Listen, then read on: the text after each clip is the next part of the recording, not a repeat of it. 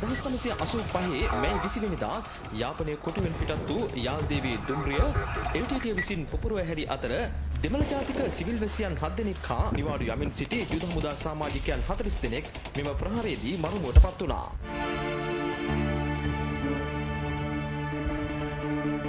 අයාමාර වගේ වෙනකොට මුරුගන්ඩියෙන් පාස් වෙනවා. දැන් මෙන්න කැලෑවේ ආයේ නෑ වීදුරු කඩොත් එක්ක කරුවල වෙලා දුම් දාගෙන කොච්චිය භයානක සද්දකින් පිපිරෙන සද්දයක් එන්නේ. එතකොට මගේ දරුවා මාව හදාගත්තා. කියන්නේ මගේ හැමෙත් ටික ඇලුනා. එයාගේ පුංචි මනස මට මොනවා වෙයිද කියලා හිතාගන්න බැරි තත්ත්වයක් වුණා. එතකොට මගේ දරුවට බීම් එකක් කරන් බෆට් එකෙන් දෙන්න එතනම හිටපු සෙබල ගියා බෆට් එකට. එයා ජීවිතුම අතර හිටියේ කොටි කැලෑවේ ඉඳලා දැන් වෙඩි තියෙනවා. පෙරලිච්ච බෝච්චින් අපි හම්දා සෙබළුන්ට මට බලන්න බෑ ඒගොල්ලන්ගේ දේහවල්. මගේ අති හරි අවාසනාවන්තයි කියලා හිතනවා. ඒ ටික දැක්ක වෙලේ ඉඳන් අදත් මං වැළපෙනවා. ඒගොල්ලෝ කොයි හරි හොඳ ලෝකෙක ඉපදිලා ඇති. මේවා අපේ මිනිස්සු දන්නේ නැහැ.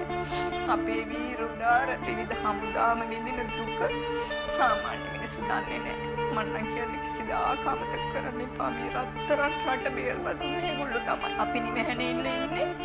ඒගොල්ලෝ නිසා තමයි. ඒගොල්ලෝ දෙවිවරු වගේ රකින්න ඕනේ අපි. ඒගොල්ලන්ට ගරු කරන්න ඕනේ.